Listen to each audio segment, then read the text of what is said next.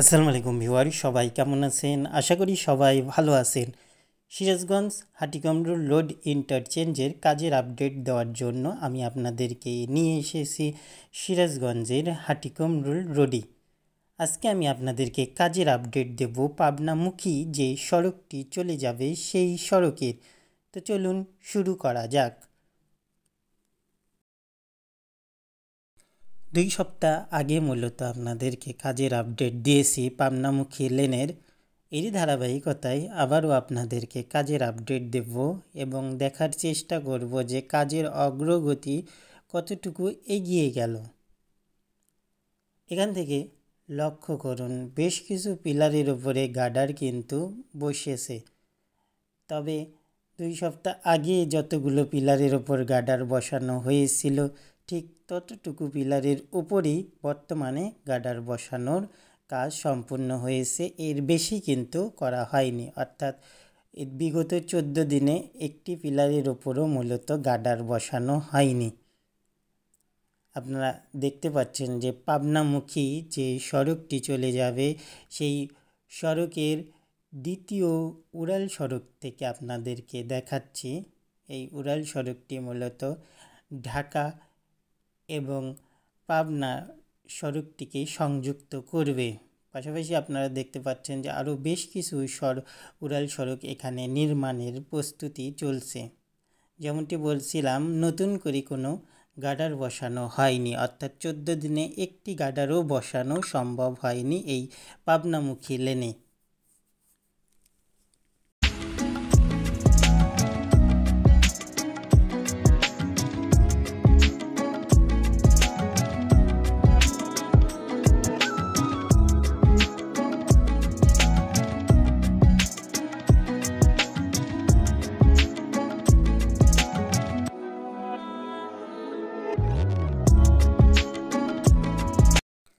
সামনে আপনারা দেখতে পাচ্ছেন যে দুটি বৃহৎ ক্রেন, এই ক্রেনগুলোর সাহায্যেই মূলত গার্ডারগুলো বসানোর কাজ চলছে। তবে বেশ কিছুদিন ধরে এই কাজগুলো বন্ধ রয়েছে। এইটা কেন সেটা কিন্তু বুঝতে পারলাম না। তো সামনের দিকে এগিয়ে যাই এবং সামনে কি অবস্থা আপনাদেরকে দেখাবো। দেখবেন যে পিলারের উপর কিন্তু ক্যাপ গার্ডার নির্মিত হয়েছে। এপাশে আপনারা দেখবেন যে মূলত 1, 2, 3 এরকম 5টি পিলারের ওপর গার্ডার বসানো সম্ভব হয়েছে এবং সামনে দেখবেন যে 4টি পিলারের ওপরও গার্ডার বসানো হয়েছে। তবে নতুন করে কোনো গার্ডার বসানো হয়নি, যেমনটি বলছিলাম। এপাশটি যে উড়াল সড়ক দেখবেন যে এই উড়াল সড়কটি ঢাকা পাবনামুখী উড়াল সড়ক। পাশে আবার দেখবেন যে আরেকটি উড়াল সড়ক, সেই উড়াল সড়কটি চলে যাবে ইউটার্ন হয়ে রাজশাহীমুখী যে লেনটি রয়েছে সেই লেনকে সংযুক্ত করবে। দেখবেন যে রটের গাড়ি এখানে এসেছে, মূলত রডগুলো নামাবে।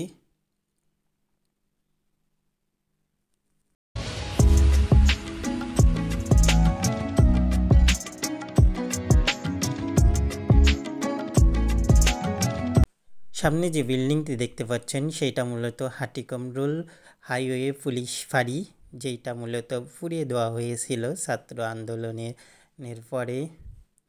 সেটা দেখতে পাচ্ছেন এখনও অচল অবস্থায় রয়ে গিয়েছে। এই পুলিশ ফাঁড়িটি এখান থেকে মূলত সরিয়ে নেওয়া হবে।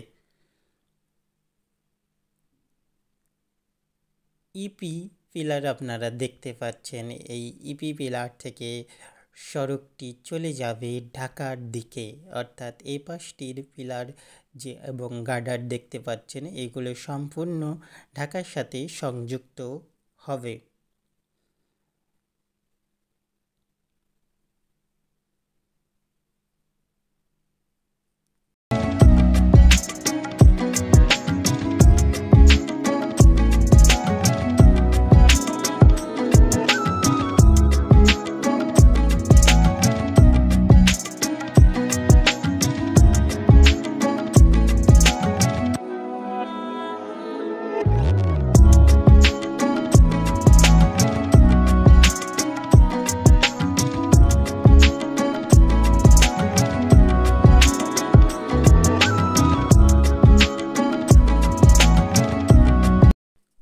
আস্তে আস্তে সামনের দিকে যাব এবং সামনে যে হাটিকমরোল ব্রিজ রয়েছে সেই ব্রিজে আপনাদের দেখানোর চেষ্টা করব নতুন করে আর কি কাজ করা হচ্ছে। তবে এতক্ষণ ধরে আপনাদেরকে ঘুরিয়ে ঘুরিয়ে কাজের আপডেট দিচ্ছি। 14 দিন আগে যেমনটি দেখছিলাম তেমনটি মূলত চোখে পড়ল, এর বেশি কিন্তু কাজ চোখে পড়েনি। তাছাড়াও এখানে 2-4 জনকে কাজ করতে দেখেছি, এর বেশি কোনো শ্রমিক এখানে দেখিনি। অর্থাৎ কাজের গতি এবং পরিধি কম, শ্রমিকের এবং লোক বলাইয়েরও কিন্তু সংখ্যাও কম, যার ফলে কাজগুলো দ্রুততার সাথে করা হচ্ছে না।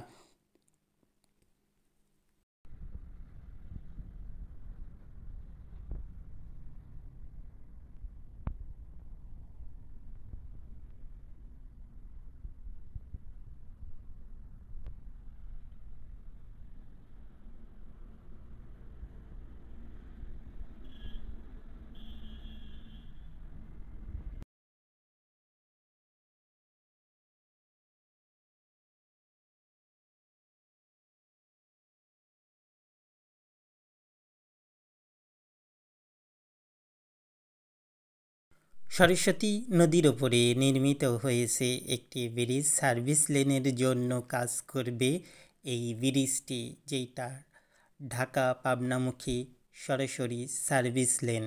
নিচ দিয়ে এই ব্রিজটি মূলত করা হচ্ছে, অর্থাৎ পাশে সার্ভিস লেনটি, সেই সার্ভিস লেনের জন্য উন্মুক্ত একটি ব্রিজের নিচে যাব এবং সেখান থেকে আপনাদেরকে দেখানোর চেষ্টা করব আর যে ব্রিজগুলো রয়েছে সেই ব্রিজের কি অবস্থা।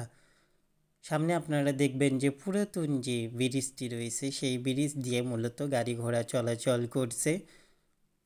তবে এই পুরাতন ব্রিজের কিন্তু অনেকটাই ঝুঁকি রয়েছে, অবকাঠামো অনেকটাই দুর্বল।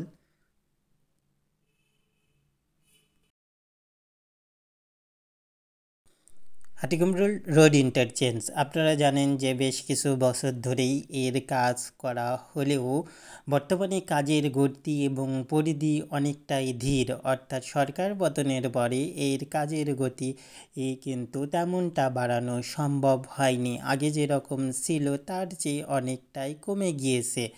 আশা করা যাচ্ছে যে কর্তৃপক্ষ এদিকে নজর দেবে, যাতে করে এই কাজগুলো দ্রুততার সাথে সম্পূর্ণ করা হয়।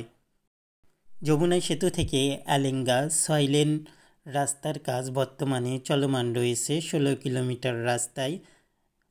মূলত প্রতিনিয়তই যানজট লেগে আছে যমুনা থেকে এলেঙ্গা পর্যন্ত এই 16 কিলোমিটার রাস্তায়। অর্থাৎ এই কাজগুলো দ্রুততার সাথে সম্পূর্ণ করার প্রচেষ্টা কিন্তু চালিয়ে যাচ্ছে। বন্ধুরা, আজকের ভিডিওটি আমি এখানেই শেষ করব, দেখা হবে অন্য কোনো ভিডিওই। ততদিন ভালো থাকবেন। ভিডিওটি ভালো লাগলে অবশ্যই একটা লাইক দেবেন, পাশাপাশি নতুন যারা দর্শক রয়েছে চ্যানেলটি সাবস্ক্রাইব করে আমার পাশেই থাকবেন। ধন্যবাদ সবাইকে, দেখা হবে অন্য কোনো ভিডিওয়।